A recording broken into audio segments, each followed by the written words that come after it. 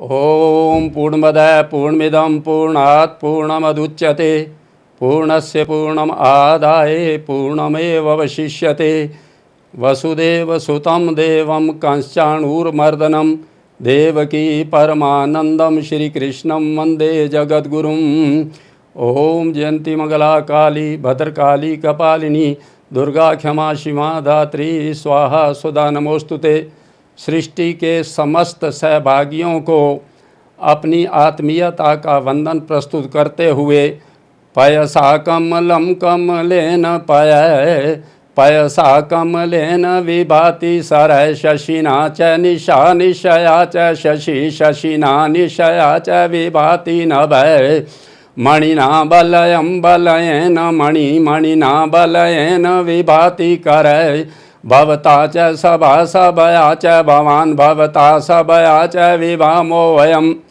श्लोक के अंदर शब्द सभा है, लेकिन मैं संपूर्ण सृष्टि के सहभागियों से विनीत वंदन करता हूँ।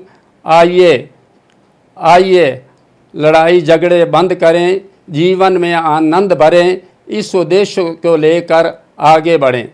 लोग मुझे पंडित जी कहकर संबोधित करते हैं, मुझे बहुत प्रसन्नता होती है। इसलिए नहीं कि लोग मुझे विद्वान कहते हैं, बल्कि इसलिए कि वो मुझे जो है अपने दोषों को सुधारने का अवसर देते हैं। जब आदमी के मस्तिष्क के अंदर कोई दोष जो है प्रवाह करते हैं, तो उस वक़्त जो बाईं तरफ जो कि हमारी बुद्धि का विवेक का स्थान होता है, उसके अंदर किसी प्रकार का जो संतुलन पैदा होता है, तो अपने कान खींचने से और दोष को जो है शांत करने से वो मलिनता दूर हो जाती है। तभी मैं लोगों को कहा करता हूँ, जब आपके हाथ पैर सो जाएं तो अपने कान खींचिए, बहुत जल्दी जो है अपने स्फुरित होकर अपना काम करने लगेंगे। सबसे पहले मैं अपने आप को बहुत गौरवान्वित महसूस करता हूँ, क्योंकि हम आर्य हैं। आर्य का अर्थ होता है श्रेष्ठ पुरुष।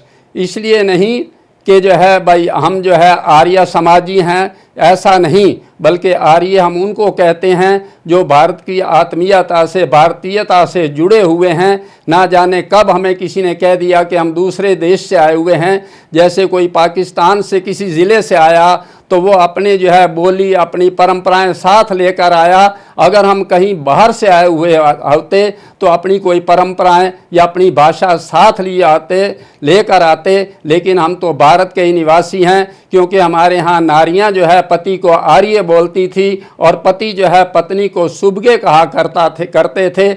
ऐसा सोचकर जो हमें स्वाभिमान होता है। ऐसे लेखकों को मेरा अनुरोध है कि अपने बोध और शोध के नाम पर, अपने गौरव के ऊपर, अपनी जो है उच्च श्रृंखलाओं के ऊपर किसी प्रकार का किंतु परंतु नहीं लगाएं, क्योंकि बिना स्वाभिमान के आदमी कोई भी आगे नहीं बढ़ सकता।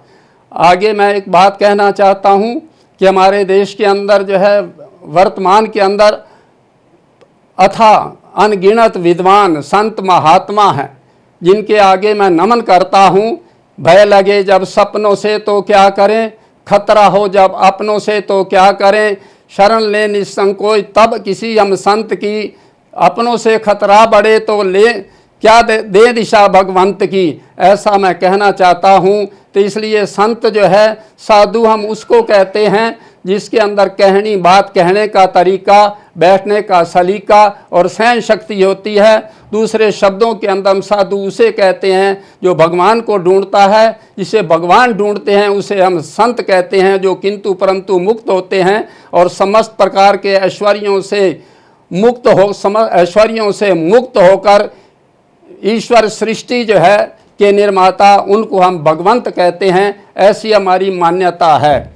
भय लगे जब सपनों से तो क्या करें, खतरा हो जब अपनों से तो क्या करें, शरण ले निसंकोच तब किसी से संत की, सन्मार्ग पर चलना सिखाएं दे दिशा भगवंत की। ये संतों का जो है आज देखिए अब कथाओं के अंदर अनगिनत भीड़ भागी जा रही है, भगे जा रहे हैं लोग। हमारे पैर के उनकी आप देखो पैरों की बिवाई फटी हुई है, पैरों में जूते नहीं, लेकिन हम उनके चरण स्पर्श करने के लिए लालायित रहते हैं। जबकि घर के अंदर अपने पैरों को कितना साफ सुथरा रखते हैं, लेकिन अपने ही बेटे पैर चरण स्पर्श करने के लिए कतराते हैं। ये हमारी देश की मान्यता है। लेकिन हम कथाएं सुनने के लिए क्या करने जाते हैं? हमारे गौरवशाली इतिहास को सुनने के लिए जाते हैं। जिस कौम का गौरवशाली इतिहास नहीं होता, उस कौम में प्रगति का उल्लास नहीं होता। संतों के मुख से हम गौरवशाली इतिहास सुनने के लिए जाते हैं। कथाओं के अंदर अथाह भीड़ हो रही है, लोग संतों के वचन सुनने के लिए जाते हैं। और ये जो स्कूल के अंदर, कॉलेज के अंदर ये पढ़ाया जाता है तो उस वक़्त इतिहास कहलाता है। लेकिन कथाओं के अंदर इस प्रकार से प्रस्तुतिकरण किया जाता है, इसलिए हम कथा को, जो व्यथा को मिटाती है, इसलिए हम उनको कथा कहते हैं। जब हम ओम का उच्चारण करते हैं तो भगवान जब बैठे थे तो उन्होंने निर्णय किया मैं एक से अनेक हो जाऊं। तो उन्होंने हाथ को खोला, एक से अनेक हो गए। तो उस वक़्त जो है क्या हुआ, ब्रह्मा जी भगवान के उदर से प्रकट हुए और ब्रह्मा जी को जो है देखने लगे, मैं कहाँ हूँ, क्या आ गया हूँ, सोचने लगे। जब तप करके उनको निर्देश मिला कि सृष्टि का निर्माण करो, तो उन्होंने कहा ऐसा नहीं, पहले मैं इनके लिए अन्न की व्यवस्था करूँगा। तो इसलिए उन्होंने वनस्पतियों का उत्पादन शुरू किया। ब्रह्मा जी ने सृष्टि आरंभ की तो हम जितने भी प्राणी हैं सब खिलौने की तरफ पड़े हुए थे, मूक पड़े हुए थे, ना हिलते थे ना डुलते थे। तो उस वक़्त भगवान शिव ने उनको प्राण देकर उन शवों को जो है प्राणवान किया, इसलिए शिव कहलाए। भगवान ब्रह्मा जी योजना और निर्माण मंत्री का पद संभाला और भगवान शिव जो भगवान विष्णु, महाविष्णु के मस्तक से प्रकट हुए थे, उनको जो है राष्ट्रपिता का उत्तरदायित्व दिया गया। अब ये खिलौने जो हैं धरती पर पड़े थे, इनको स्थायित्व देना ज़रूरी था, अन्यथा ये सारे के सारे हवा में उड़ जाते। तो उनको स्थायित्व दिया और भगवान विष्णु ने ये खिलौने कितने दिन चलेंगे उनको आयु देकर उनको जो है निर्धारित किया जाकर ये खिलौने संसार के अंदर कितने चलेंगे। तो भगवान जो है विष्णु जो है राष्ट्राध्यक्ष बन गए। जब राष्ट्राध्यक्ष बन गए तो इसलिए जो अब कहते हैं कि अवतार जितने भी होते हैं भगवान विष्णु से होते हैं। और भगवान विष्णु जो है, क्योंकि जिसने जन्म दिया है मृत्यु का अधिकार उसी के ऊपर होता है। भगवान विष्णु ने स्थान कहाँ ग्रहण किया? मानव के पैरों के अंदर ग्रहण किया।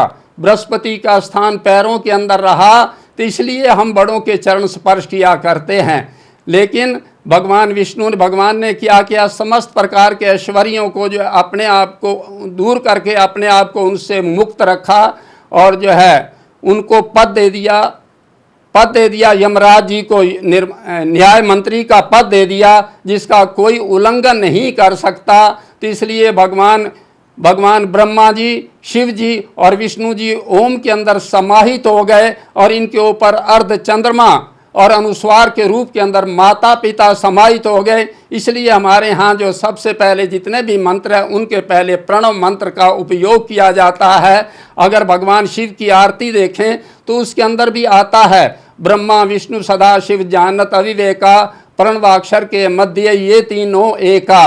अब मैं संतों से कुछ निवेदन करना चाहता हूँ कि आप सबसे पहले ये निर्णय दें जाकर, हमारे देश के अंदर क्या पूरे दुनिया के अंदर इतने मंदिर हैं, अनगिनत मंदिर हैं, लेकिन आज तक दुर्भाग्य से आप ये देखो पुजारी मार्गदर्शिका नाम की कोई पुस्तक नहीं आई जिससे पुजारियों का मार्गदर्शन हो जाए। मंदिरों के अंदर अथाह संपत्ति लगी पड़ी है, ये हमारे समाज की और देश की राष्ट्रीय धरोहर है। मेरा एक अनुरोध है कि इनके ऊपर नियंत्रण लगना चाहिए। बड़ी पीड़ा होती है जब मैं देखता हूँ चौराहों के ऊपर, भिन्न स्थानों के ऊपर दीर्घाकार हनुमान जी की, भगवान शिव की और माँ भगवती का चित्र लगा हुआ है जिसके ऊपर कबूतर इत्यादि बैठकर विष्टा करते हैं। काश कि हम इनके ऊपर किसी प्रकार का आवरण लगा दिया होता। दूसरा मैं देखता हूँ कि जागरण करने वाले और संध्या करने वाले बुरे से टेम्पू के अंदर जो है मूर्तियाँ लाद कर ले जाते हैं और उनके ऊपर कोई कपड़ा तक नहीं डालते। तो इस प्रकार हमारे देवी देवताओं का बहुत ज़्यादा अपमान होता है। इसलिए समस्त धर्माचार्यों के इसके ऊपर कोई ना कोई निर्णय करना चाहिए। अब चाहे हलवाइयों की मिठाइयों के डब्बे देखो, शादी के कार्ड देखो, उनके अंदर देवी देवताओं के मूर्तियां बनी हुई हैं, तस्वीरें बनी हुई हैं, वो कहाँ जाती हैं? सब के सब कूड़ेदान के अंदर चले जाती हैं। इसलिए मेरा धर्माचार्यों से करबंधन निवेदन है कि ऐसा निर्णय दें कि घरों के अंदर जो है कटी फटी मूर्तियां हैं, पत्थर की हैं, चाहे कागज़ की हैं, चाहे किसी चीज़ की हैं, उनका क्या किया जाए। मैंने एक पानीपत के मंदिर के अंदर एक पंडित जी से पूछा, क्या करते हो? कहते हैं, तो मैं तो रात को प्रभात काल उठता हूँ और इनको अग्नि को समर्पण करता हूँ। मैंने कहा, हालांकि मुझे अधिकार नहीं है, लेकिन आप जो भी करते हो अच्छा करते हो, तो ये आप पीपल के ऊपर सब चीज़ें रोक रख के आ जाते हैं। पंडित जी क्या करेंगे? मंदिरों के ऊपर श्रद्धा से हम इतने पुष्प चढ़ाते हैं और पुष्प सारे के सारे कूड़ादान के अंदर जाते हैं। मैं जो है जितने भी जो है कृषि विद्यालय हैं, इनको पत्र लिखे, दिल्ली के पूसा इंस्टीट्यूट के अंदर गया, मैंने उनसे निवेदन किया कि इन पुष्पों का क्या किया जाए। आप कृपया कोई निर्णय दें जिससे जो किसान इनका खाद के रूप के अंदर जो है प्रयोग कर सकें, अन्यथा इतने श्रद्धा से चढ़े हुए फूल इनको रोका नहीं जा सकता, क्योंकि आज किसी प्रकार के व्यवसाय और उद्योग से जुड़ चुका है। इसलिए मेरा धर्माचार्यों से करबद्ध अनुरोध है कि इसके बारे में कोई ना कोई निर्णय अवश्य दें, जो देश की मांग है। नदियाँ एक क्या है कि हम माँ किसको बोलते हैं? जन्मदात्री को माँ बोलते हैं, वात्सल्यदात्री को माँ देते हैं, माँ बोलते हैं। माँ सदैव बच्चे को गोद में लेकर नहीं बैठ सकती, उसको धरती के ऊपर बिठाएगी, छोड़ेगी, तो धरती आश्रयदात्री माँ हो गई। और उसको पुष्टिदात्री का माँ, गाय का दूध मिला तो पुष्टिदात्री माँ हो गई। गंगा नदियों का जल मिला तो प्राणदात्री माँ हो गई। इसी प्रकार हमें जो कुछ मिलता गया, हमने उसको श्रद्धा से माँ कहा। और जो है किसी कवि ने बड़े भाव से इसको वंदे मातरम कह दिया, तो कवि की वाणी कहते हुए मुझे बड़ी प्रसन्नता होती है। माँ ममता की मूरत है, माँ वक्त की एक ज़रूरत है, पाँव छुए और काम हुआ, माँ कितना शुभ मुहूर्त है। ना जाने किसने इसको सांप्रदायिकता से जोड़ दिया। माँ चाहे हिंदू की हो, चाहे मुसलमान की हो, चाहे किसी भी जाति की हो, माँ तो माँ ही है। जिन बच्चों का उद्योग धंधा कम हो जाता है, मेरा उनसे अनुरोध है कि अपनी बिक्री में से कुछ हिस्सा जो है अपनी माँ की गोदी में डाल दो, आपका बिजनेस अपने आप बढ़ता जाएगा। और दूसरा मैं निवेदन करता हूँ कि गौशाला को मत भूलें। नित्य गौशाला के अंदर जाएं, खल बिनौले की, गुड़, पालक और हरा चारा गाय को डालें। दान उसको दो जिससे वापस कुछ नहीं लेना होता। गलियों की सफाई करने वाली, जिनको ना जाने उपेक्षित भाव से जमादारनी ना जाने क्या क्या कहते हैं, उनको 10 रुपये दो। आप ये देखो, वो इतना बड़ा काम करते हैं, उनको उपेक्षा मत करो, आपका बिजनेस अपने आप बढ़ता जाएगा। अभी जो है सऊदी अरब के अंदर एक अल शफिया नाम का स्थान है, उसके अंदर जो है गौ संवर्धन केंद्र है, जिसके अंदर 36,000 गाय हैं। ऐसा श्री मुजफ्फर हुसैन जी की पुस्तक के अंदर मैंने पढ़ा। और जो है उसके अंदर 5,000 गायें भारतीय नस्ल की हैं। और आप ये देखो कि शाह के महल के अंदर भारतीय नस्ल की गाय का 800 लीटर दूध रोज़ाना जाता है। और वहाँ पर सारी व्यवस्था सफाई की और जो है वायु की और जो है सारी व्यवस्था है। मशीनों से दूध निकाला जाता है, और जब गाय दूध नहीं देती तो उनको मारते नहीं हैं। ना जाने किसने जोड़ दिया कि मुसलमान जो हैं गौ घातक हैं। मेरे देश के चाहे मुसलमान हों, चाहे खटीक हों, चाहे कोई हों, लेकिन वो गौ घातक नहीं हैं, और ना ही वो गौ के मांस खाने में रुचि रखते हैं। ना जाने किसने उनको गुमराह कर दिया। मेरे मुसलमान भाइयों, आओ हमें देश का निर्माण करना है। हम मिलकर चलें, हम मिलकर चले, आगे बढ़ें। हमें इस देश को बढ़ाना है। ये देश जितना हिंदुओं का है उतना आपका है। हिंदू हम किसको कहते हैं? जो भी बाहर से आया उसने हमें हिंदू कहा। क्यों कहा? उसने कहा कि ये तो बहुत उदार लोग हैं, ना हिंसा करते हैं, ना हिंसक प्रवृत्तियों के अंदर इनकी रुचि है। तो इसलिए उसने जो है तत्कालीन समाज को, चाहे कोई थे, ये कहकर जो है सद्गुणों से अलंकृत कर दिया। तो हमने भी कहना शुरू कर दिया, हिंदू हम उसको कहते हैं जो वासी हिंदुस्तान के हैं। हमें जाति मज़हब से नहीं मतलब, जो दिल सबके हिंदुस्तान के हैं। आइए हम मिलकर बैठें। देश के लिए हमें क्या ज़रूरत है? बढ़ती समस्या, बढ़ती आबादी देश के लिए बहुत बड़ी समस्या है। अभी किसी ने कह दिया कि माताओं को कह दिया कि 9-9 बच्चे पैदा करो। मुझे बहुत पीड़ा हुई। बच्चे जनने की मशीन नहीं, ये माता बेटी नारी है। जो नर इनका सम्मान करे वह आदर का अधिकारी है। बच्चों के जन्म का भार माँ के ऊपर पड़ता है, इसलिए ऐसा निर्णय करने वालों को सोचना चाहिए। स्वस्थ बच्चे के लिए स्वस्थ माँ की भी आवश्यकता होती है। ज़रूरी नहीं कि मुसलमान आबादी बढ़ाते हैं, और भी बहुत से लोग आबादी बढ़ाते हैं। उनको निर्णय करना पड़ेगा। जब जब देश की आबादी बढ़ी है, दुनिया की आबादी बढ़ी है, तब तब जो है भयंकर युद्ध हुए हैं। आप दुर्गा सप्तशती पढ़ो, उसके अंदर देखो आप कि खरबों के साथ चंड मुंड, इनके साथ राक्षसों के साथ, अरबों के साथ जो है दैत्य इनके साथ जुड़े। तो उस वक्त महामाया के रूप के अंदर माँ भगवती को प्रकट होना पड़ा। भगवान विष्णु ने जो है मधुकैटभ के साथ के 5000 साल तक युद्ध किया। अब हमारे कुछ तथाकथित संत उनके ऊपर जो है किंतु परंतु लगाते हैं कि भगवान विष्णु को 5000 साल तक युद्ध करना पड़ा। ऐसा नहीं। मेरा उन बंधुओं से निवेदन है कि आलोचना करने की बजाय चिंतन करें। जब तक सारे नहीं मरेंगे तब तक मधुकैटभ को मारने से कोई लाभ नहीं होता। और मेरे भगवान किसी को मारते नहीं, बल्कि उनका उद्धार करते हैं। चाहे वो रक्त बीज हो, चाहे महिषासुर हो, चाहे रावण हो, चाहे कोई हो, भगवान का उद्देश्य होता है कि इनका कैसे उद्धार किया जाए। अभी मैं देखता हूँ कि हमारी देवी देवताओं के ऊपर बहुत आरोप लगते हैं। कोई इंद्र को स्वार्थी बताता है, कोई कुछ बताता है। ये इंद्र हों या अप्सराएं हैं, ये ईश्वरीय सृष्टि के प्रशासन की व्यवस्था है। अब जो है भगवान विष्णु के पास इंद्र गए और भगवान विष्णु ने कहा वर मांगो, तो उन्होंने कह दिया मुझे अति सुंदर स्त्री चाहिए। तो उन्होंने उर्वशी दे दी। जब लेकर बृहस्पति जी के पास गए तो बृहस्पति जी ने कह दिया तुम ये क्या मांग लाए। वस्तु स्थिति क्या है कि इंद्र दूर की सोचते थे, उनको उर्वशी की आवश्यकता थी। किस लिए? उन्होंने अपने बेटे अर्जुन को स्थापित करना था। ये अप्सराओं जिनके साथ लोग गलत अर्थ जोड़ते हैं, ये जो है देव सृष्टि के अंग थे। आप ये देखो और ये कह देते हैं जाकर के ऋषियों का जो है पतन हो गया, ये भी काम वासना से पीड़ित हो गए। ऐसा नहीं। मैं कहा करता हूँ कि पहली जो है हमारी सृष्टि संकल्प सृष्टि थी, फिर संकल्प सृष्टि हुई, और जिसमें हम जी रहे हैं ये मैथुनी सृष्टि कहलाती है। और जितने विकार हैं इसके अंदर पैदा हो रहे हैं। इंद्र जी ने मेनका और विश्वामित्र जी का संकल्प कराया कि उनको योग्य संतान की आवश्यकता थी। उनसे जो प्रादुर्भाव हुआ शकुंतला हुई, और उनसे आगे प्रादुर्भाव जो हुआ उनका शकुंतला और दुष्यंत का मिलन हुआ। उससे भारत के महान जो है राज ऋषि भरत जी का जन्म हुआ। अगर आप इस चीज को नोट करना चाहते हैं तो वर्तमान में घाघ कवि के जीवन के ऊपर चिंतन करके देख सकते हैं।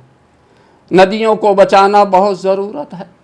आज हमें पानी की सबसे ज्यादा आवश्यकता है, क्योंकि वैज्ञानिक कह रहे हैं अगला विश्व युद्ध पानी के लिए होगा। एक भी नदी हमारी प्रदूषण कलुषण से मुक्त नहीं है, पानी कहाँ से आएगा। तो इसलिए मेरा अनुरोध है कि हम मंदिरों की, धर्म स्थानों की संख्या ना बढ़ाकर दान की वृत्ति नौजवानों की तरफ मोड़ें, जिससे जो है सस्ते जल प्रदूषण निवारण यंत्रों का जो है निर्माण करें। शोध की आवश्यकता है। हमारे भारत में जितने भी जो संस्कृत संस्थान हैं, मैंने इनको पत्र लिखे कि मेहरबानी करके अपने शास्त्रों में से वैज्ञानिक सूत्र ढूंढकर नई पीढ़ी को दो। और जो मंदिरों के ऊपर या धर्म स्थानों के ऊपर पैसा लग रहा है, नदियों के बचाने के लिए प्रयोग करें। हमें ये काम तालाबों से शुरू करना पड़ेगा। गांव के अंदर भी जो है सीवर व्यवस्था हो गई और उनका पानी तालाबों में जा रहा है। पशुओं को पानी कहाँ से मिलेगा?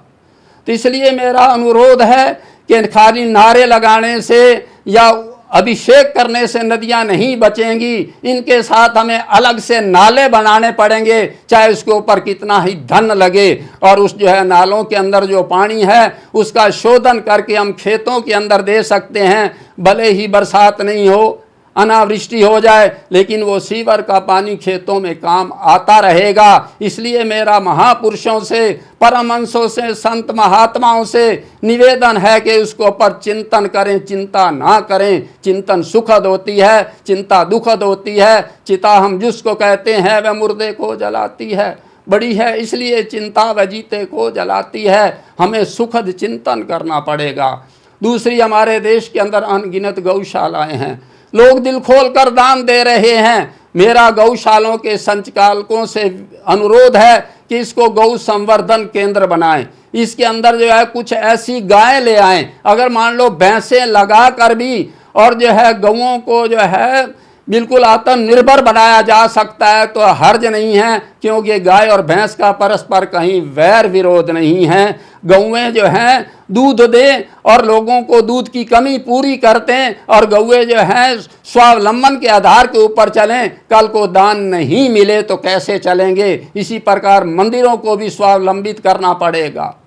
ब्राह्मण जगेगा तो समाज जगेगा, हिंदुस्तानी जगेगा तो स्वराज जगेगा। मेरा ब्राह्मण बंधुओं से अनुरोध है कि ब्राह्मण के ब्राह्मणत्व का बाहर आना हमारे देश की शिक्षा थी, और अपने आप को पहचानो शिक्षा का लक्ष्य था। अपने आप को कमज़ोर मत समझो, घोषणा कर दो। आज नया वाद चल रहा है, कहीं ब्राह्मणवाद और कोई वाद। इन वादों ने हमारे देश को डुबो दिया। वादों ने हमको लूटा, ले डूबी हमको धारा। नेताओं ने चाहा जब भी दे दिया नया नारा, समस्या न कोई सुलझी, नारों ने हमको मारा, नारों से गूंजता है हिंदुस्तान हमारा। ये वाद जब भी आए हैं, हमारे देश में क्या होता था? वाद आता था, ऋषि लोग आपस में चर्चा करते थे। जब एक पक्ष मौन धारण कर लेता था तो वाद जो है संवाद करके दर्शन बन जाता था। हमारे देश के अंदर दर्शन को मान्यता है, वाद को मान्यता नहीं। वाद चाहे कोई भी हो, साम्यवाद हो, मार्क्सवाद हो, अल्पसंख्यकवाद हो, कोई भी वाद हो, वो हमें जो है सुखद नहीं देता। चाहे जिहादवाद हो, चाहे वो अभी जो है पासवाद चला है, बच्चों को पास कर दो। कभी कभी मैं सोचता हूँ क्या अच्छा हो कि बच्चों के जन्म के साथ उनको जो है पास होने का प्रमाण पत्र दे दिया जाए। मेरे भाइयों सोचो, बंधुओं सोचो, देशवासियों सोचो। सर्टिफिकेट तो मिल जाएगा, बच्चों के पास ज्ञान कहाँ से आएगा? याद रखो, रावण को इसलिए नहीं मारा था कि उन्होंने सीता का अपहरण किया था। भगवान राम जब जो है वनवास के अंदर गए, ऋषियों के आश्रम के अंदर गए, हड्डियों के ढेर देखे ऋषियों मुनियों के, तो उस वक़्त उन्होंने घोषणा की, निश्चरहीन करूँ मही भुज उठाई प्रणकीन, सकल मुनिन के आश्रम जाई जाई सुख दीन। उस वक़्त तो सीता का अपहरण नहीं हुआ था, क्यों? रावण जो कि जिसके पास अथाह काला धन था, उस वक़्त सारी दुनिया का स्वर्ण उसने अपने पास इकट्ठा कर लिया था। जिसको पढ़ना हो इसके बारे में आचार्य चतुरसेन शास्त्री जी की व्यम रक्षा में पुस्तक पढ़ें। तो क्योंकि रावण जो है विद्या खत्म हो जाती, आश्रमों को खत्म कर रहे थे, तो उन्होंने कहा जब देश के अंदर ज्ञान नहीं रहेगा तो उस वक्त संस्कृति कैसे चलेगी, सभ्यता कैसे चलेगी? मानवों की सत्कृतियाँ संस्कृति है, और संस्कृति का बीज हमारे देश की सभ्यता है। उसको बचाना बहुत ज़रूरी था। इसलिए जो है शिक्षाविदों से मेरा अनुरोध है कि आप शिक्षा को जो है भले ही जो है कुछ के लिए बहुत कुछ और बहुत कुछ के लिए सब कुछ बर्बाद नहीं किया जा सकता। बच्चों को अनुशासन में लाने के लिए कुछ ना कुछ कठोरता दिखानी पड़ेगी। कुछ बच्चे अगर फेल हो जाते हैं तो डरने की आवश्यकता नहीं। संबंधित शिक्षा संस्थान के ऊपर उत्तरदायी डालें कि अगले से 1 साल के लिए उनको बिना फीस पढ़ाया जाए, ताकि बच्चे आत्महत्या की तरफ नहीं बढ़ें। और आत्महत्या करने वालों को मेरा अनुरोध है कि जीवन हमारा नहीं है, हमारे माता, ये ईश्वरीय धरोहर है जिसके लिए हमारे माता पिता ने जमानत दी हुई है। इसको ख़त्म करने का हमें कोई अधिकार नहीं है। याद रखो, कोई कैदी अगर जेल से भाग जाता है तो जितनी उसको सज़ा मिली हुई है उसकी सज़ा बढ़ जाएगी। जीना सीखो, मरना मत सीखो, जीना सीखो, संघर्ष करो और दूसरे से लंबी कतार खींचना सीखो। जाकर आत्महत्या करने वालों इसके ऊपर विचार करो। एक टीवी चैनल के ऊपर मैंने निवेदन किया कि कृपया आप आत्महत्या की घटनाएं मत दिखाया करें। वो कहने लगे क्यों? माना कि आपकी अभिव्यक्ति का अधिकार है, लेकिन आपका राष्ट्रीय सामाजिक उत्तरदायित्व भी है। यहाँ खैरथल के अंदर एक मेरे मित्र रहते थे, एक किसी ने आत्महत्या कर ली। वो उनका एक ही बच्चा था, बहुत प्यारा बच्चा था, 3 लड़कियों के बाद सारा परिवार उसको इतना प्यार करता था। उसके पिता ने प्यार के वशीभूत होकर उस लटके हुए आदमी को दिखा लाया। जब परिवार में कोई नहीं था तो बच्चे ने स्वयं जो है सिर्फ तजर्बा करते करते फांसी लटक गया। उस माता पिता से पूछ के दे तो खबरें दिखाने वालों, खबरें हम ज़रूर दिखाएं, आपको कोई नहीं रोकता, लेकिन हमारे सामाजिक उत्तरदायित्व को मत भूलें। और जो है जीना, गीता पढ़ो, जियो आन से और मरो मान से, कर्म पथ पर मुस्कुराते चलो शान से, ये गीता का संदेश है। गीता जो है, हमारे यहाँ लोग क्या कहते हैं, गीता तो वृद्धावस्था में पढ़ी जाती है। नहीं भैया, गीता जीवन का ग्रंथ है। प्राणायाम जो है बुढ़ापे में किया जाता है, किसने कह दिया? श्रद्धेय स्वामी रामदेव जी महाराज प्राणायाम करा रहे हैं, उनका उद्देश्य क्या है? जीवन है अगर स्वस्थ तो मज़ेदार जिंदगी, अपने सहारे चले तो बहार जिंदगी, पर आश्रित हुई तो बेकार जिंदगी, और बीमार पड़ गई तो है खुआर जिंदगी। इसलिए जो है हमें स्वस्थ रहना ज़रूरी है। एक दफ़ा जो है 1985 के अंदर जब रिश्वत बहुत बढ़ गई तो मैंने एक गीत है, मेरा रंग दे बसंती चोला, मेरे मन के अंदर भाव हुए, मैंने लिख दिया मेरा रंग दे करेंसी चोला। जिसके पास है आज करेंसी वही है हर फन मौला। रिश्वत लेने वालों के भाव प्रकट करते हुए मैंने कहा, रिश्वतखोरी पाप नहीं है, काम के बदले भेंट है, तभी तो कई जगह पर इसके फिक्स हो गए रेट हैं। ले दे करके काम निकालो, क्यों करते हो रोला, मेरा रंग दे करेंसी चोला। और दूसरी तरफ श्रद्धेय रामदेव जी महाराज, अन्य हजारे जी महाराज और भी जो है भ्रष्टाचार को खत्म करने के लिए आंदोलनरत हैं। वो क्या कह रहे हैं, मेरा रंग दे बसंती चोला। अनुचित ढंग से धन ये कमाया, विदेशों में जिसका खाता है, बिगड़ी देश की अर्थव्यवस्था खाता है, विदेशों में जिसका खाता है, और जो है बिगड़ी देश की अर्थव्यवस्था ऐसा जहर घोला। अगर ये सरकारें जो हैं मत लाएं काला धन, इनके ऊपर निर्भर करता है। लेकिन मेरा उनसे करबद्ध अनुरोध है कि ऐसे इंडियन पॉपुलर लोग जो अभी IPL से प्रकट हुए हैं, कृपया उनके नाम तो बता दें कि उनके नाम पर कितना धन जो है विदेशों में जमा है, ताकि लोग सावधान तो हो जाएं। दूसरी दफ़ा रिश्वत लेने वाले एक बात कहते हैं कि अगर आप ये बताइए, आपने तो कह दिया ये पैसा मत जुटाओ, कल को हम बच्चों को एडमिशन दिलाने जाते हैं तो 2-2 लाख रुपया नर्सरी के लिए एडमिशन डोनेशन मांगते हैं। ये सबसे भयंकर रिश्वत है। सरकार को चाहिए डोनेशन नाम की चीज़ ख़त्म कर दे, और सरकार जो है घोषणा करे कि राष्ट्रीय भ्रष्टाचार उन्मूलन प्रोग्राम चलाएंगे, चिकित्सा व्यवस्था और शिक्षा व्यवस्था को सस्ता करे। इसकी बहुत ज़रूरत है देश के अंदर। और मेरा माता पिता से अनुरोध है कि बच्चों को, मान लो अध्यापक ने कुछ कह दिया तो मेहरबानी करके अध्यापक अध्यापिकाओं का अपमान मत करें। आज छोटे छोटे बच्चे जो जानते भी नहीं, क्लास के अंदर बैठकर लड़कियां लड़के कहते हैं आई लव यू, वो सिर्फ फिल्मी लव यू कहते हैं। टीचर जो है वहाँ पर जो है माँ से ज़्यादा उत्तरदायित्व लिए होते हैं। मान लो अध्यापिका या अध्यापक ने कुछ कह दिया तो कृपया उसके ऊपर जो है बच्चे को साथ ले जाकर वहाँ पर गिला मत करें, ये उनके हित में है। दुर्भाग्य से हमारे देश के अंदर ये गर्लफ्रेंड बॉयफ्रेंड, और लोग कहते हैं ये बैकवर्ड चीज़ें हैं, सारी की सारी आप फॉरवर्ड करो। मैंने कहा फॉरवर्ड की परिभाषा तो बताओ। वैज्ञानिक प्रगति के साथ बढ़ना फॉरवर्डनेस नहीं है। जो अपने अधिकार के और कर्तव्य के प्रति जागरूक है वो फॉरवर्ड हैं, अन्यथा मेरे समेत हम सब के सब बैकवर्ड हैं। लव क्या है? मैंने माननीय अमिताभ बच्चन जी और जितने भी कोई फिल्म एक्टरों को लेटर लिखे, वकीलों को लेटर पूछा, डॉक्टरों से पूछा व्हाट इज़ लव, कहते हैं हमें पता नहीं।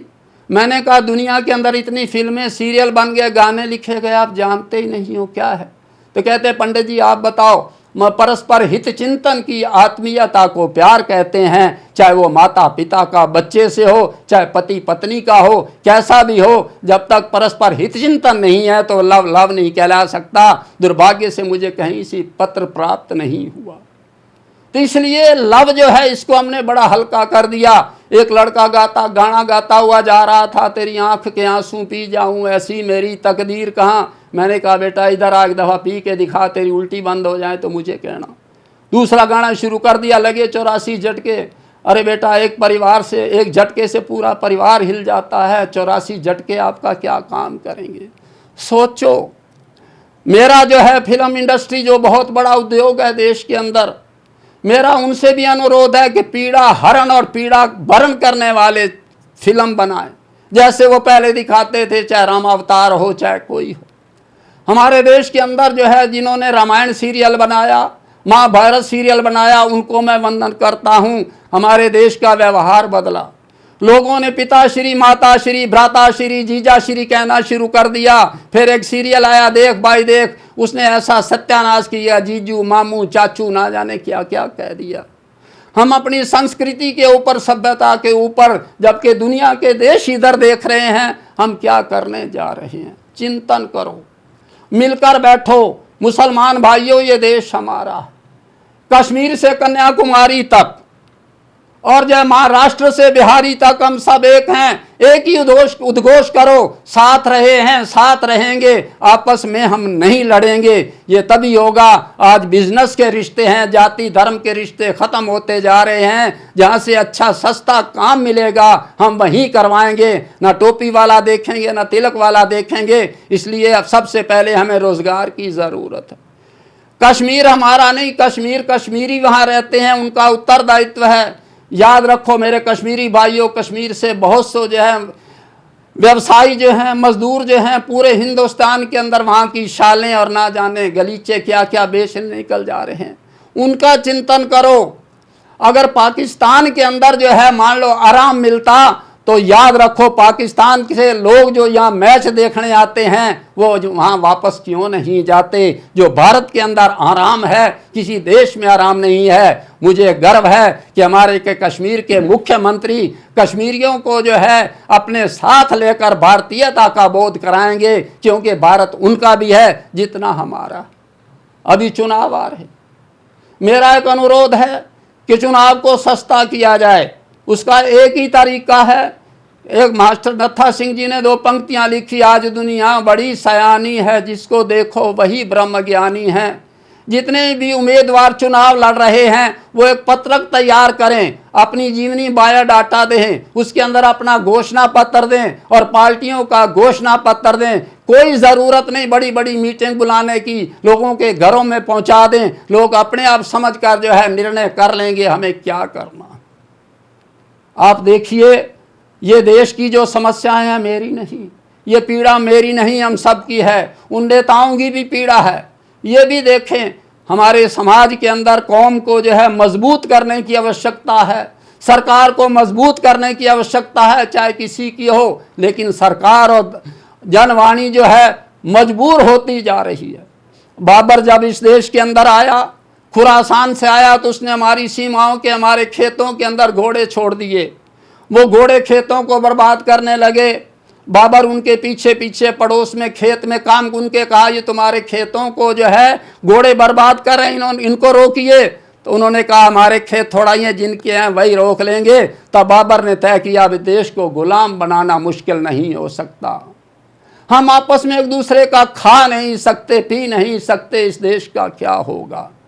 स्वामी विवेकानंद जी महाराज ने कहा देह और देश के देह और देह के बीच में देश है, उसको बचाना जरूरी है। देश रहेगा तो हम रहेंगे, धर्म रहेगा, सब कुछ रहेगा, रोजगार रहेगा।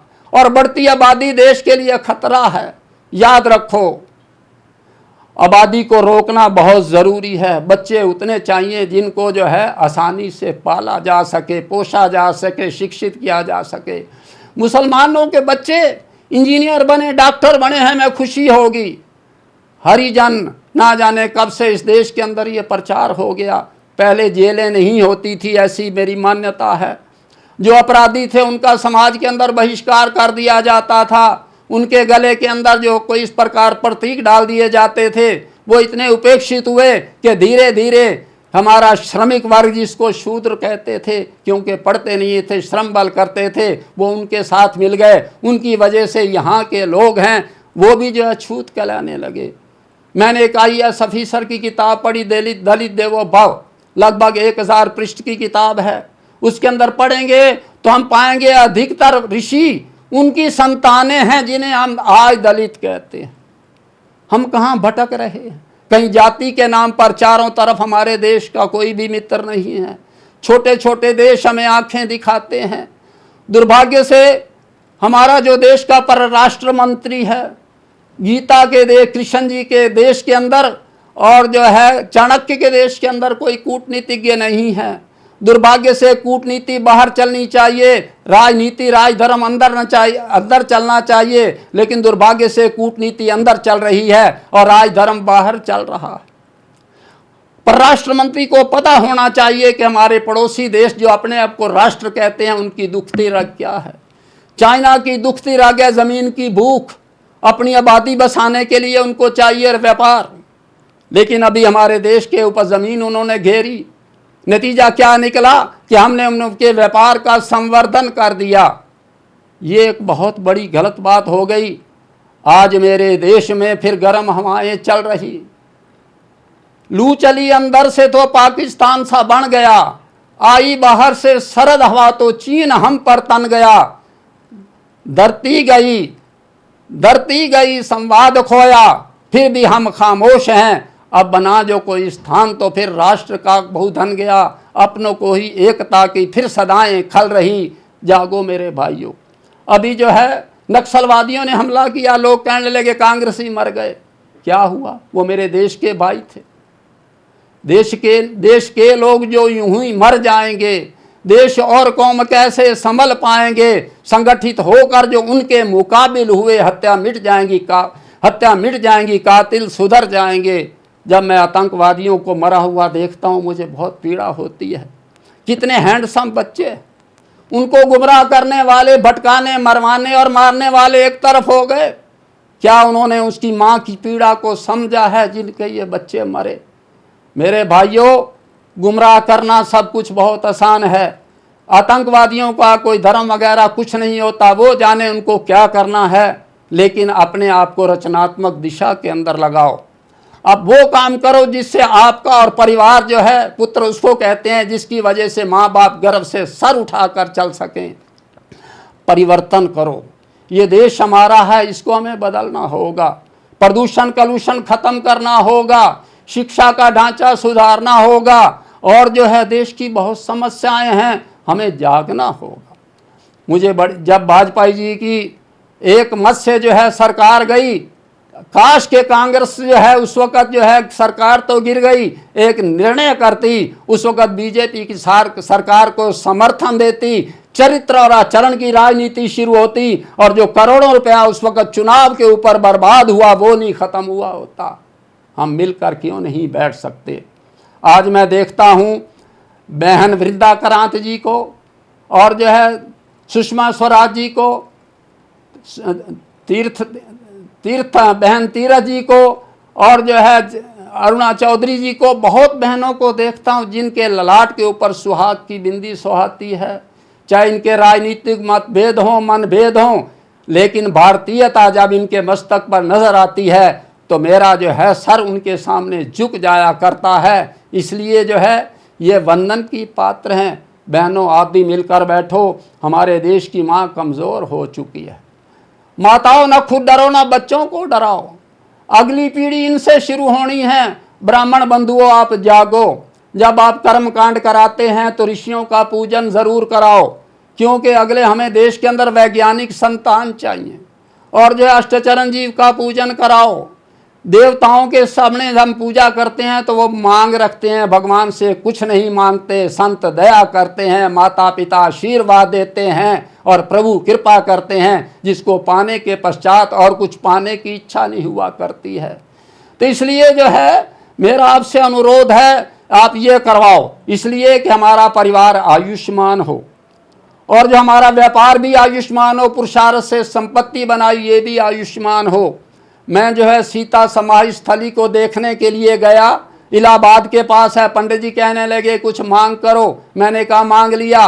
क्या मांगा कि माँ मेरे देश को इतना सशक्त और समर्थ कर, फिर कोई सीता माँ धरती के अंदर समाहित नहीं होने पाए। तो पंडित जी की आंखों में आंसू आ गए, मैं भी भावुक हो गया। आज मुसलमान भाइयों, आपका इस्लाम कहीं खतरे में नहीं है। जो आपको डराते हैं डरो मत, हिंदू को आपसे कहीं से खतरा नहीं है। अगर इस्लाम के ऊपर जो है कोई खतरा आता है तो सबसे पहले मैं आपके साथ खड़ा होऊंगा। इस्लाम कहीं खतरे, हिंदू से आपको कहीं खतरा नहीं है। राम जन्मभूमि हो चाहे कृष्ण जन्मभूमि हो, इनके ऊपर जो खर्चा हो रहा है, हम सब के ऊपर बोझ परिणाम दिए जा रहे हैं। काश के अगर हम जागरूक होते तो इन स्थानों के ऊपर उद्योग लग जाते, वहाँ मुसलमान भाइयों और सबको रोजगार मिल जाता और हमारी पीड़ा मिट गई होती।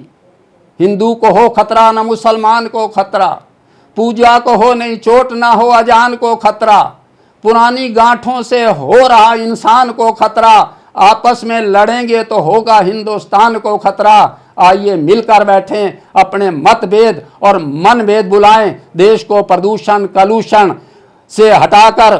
अभी जो है हमारे एक भारतीय प्रोफेसर, डॉक्टर नाम भूल गया उनका, जिन्होंने अमेरिका, दुआ साहब, जिन्होंने अमेरिका के अंदर आँख की कोर्निया के बारे में रिसर्च किया है, मैं अपनी ओर से और जो STV अलवर की ओर से उनको बधाई देता हूँ। ऐसा गौरवान्वित काम करो। जागरूक जिस दिन मेरा जवान होगा, ऊंचे शिखर पे मेरा हिंदुस्तान होगा। मेरे देश का जवान कमजोर नहीं है, अपनी क्षमताओं को पहचानो। ज्योतिष को जो है मेडिकल एस्ट्रोलॉजी से जोड़ो। एक संस्थान के अंदर मैं गया कुछ सुझाव देने के लिए, लेकिन मैं साधारण रहता हूं। उन्होंने मुझे इतना ही नहीं कहा अंदर आ जाओ, काश के मैंने पैंट सूट पहना होता तो मुझे आमंत्रित करते।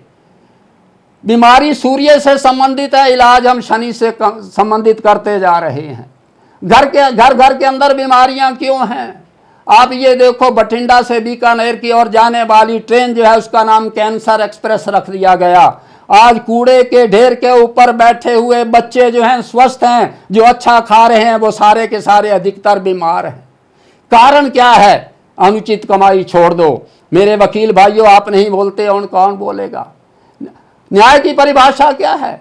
किसी के अपनत्व को मिटा देना अन्याय है, उसको लौटा देना न्याय है। आप उसको कानूनी तरीके से लौटा देने के लिए अदालत के अंदर आते हो। आपकी बार काउंसिल है, वो भी सामाजिक चिंतन करें। हम दिए जा रहे हैं, वे लिए जा रहे हैं। अपराध और रिश्वतखोरी सब कहे जा रहे हैं। स्वस्थ रहना है तो बाबा रामदेव जी का प्राणायाम जरूर करो। कथावाचकों से मेरा अनुरोध है कि 5 मिनट के लिए अनुलोम विलोम उनके अंदर करवाना सीखें। हमारे देवकी नंदन ठाकर जी बहुत बड़ा एक मंदिर बनाने जा रहे हैं। मेरा आपसे उनसे अनुरोध है, कृपया उसके साथ ही एक शोध संस्थान बनाएं, गौ संवर्धन केंद्र बनाएं, नदियों को बचाने के लिए शोध करें और जो है दवाइयों के इंग्रेडिएंट्स को चेक करें। और मेरा अध्यापक वर्ग से अनुरोध है कि बच्चों के प्रति आत्मीयता का बोध बढ़ाएं, डरे नहीं। जो डरते खुद का भयभीत रहते हैं, इसलिए आगे नहीं बढ़ते। ये मेरा धन्यवाद। फिर कभी आपसे जो है मुखातिब होऊंगा। मैं STV अलवर का धन्यवाद करता हूं, जो उन्होंने पहले पीड़ा का इंटरव्यू लेकर जो है मुझे आगे बढ़ाया। नगर परिषद अलवर का भी धन्यवाद दूंगा। उनके क्षेत्र के अंदर उन्होंने जो है इतने साफ सुथरे सार्वजनिक मूत्रालय बनाए हैं, मुझे कहीं दृष्टिगोचर नहीं होते। और अरुण प्रभा अखबार वाले का भी धन्यवाद करता हूं, जिन्होंने मेरी पीड़ा को जो है निरंतर देने का प्रयास किया। इसी प्रकार जो है पंजाबी युवा धारा ने भी मेरी पीड़ा को दिया, क्योंकि हमें पीड़ा करण और पीड़ा मरण को भुलाकर पीड़ा हरण और पीड़ा भरण के लिए आगे बढ़ना है। सभी साथ रहेंगे तभी बढ़ेंगे। बोलो सच्चिदानंद भगवान की जय। कृपया इसको राजनीति से नहीं जोड़ें, न मैं किसी दल बल से नहीं जुड़ा हूं। मैं तो अपने दिल की भावनाएं कह रहा हूं। किसी को गलत लगा हो तो उसके लिए मैं क्षमार्थी हूं, लेकिन जो है मैं बात कहने में संकोच नहीं करता। महाकवि भारवी के लेख है, हितम मनोहारी च दुर्लभम वचः।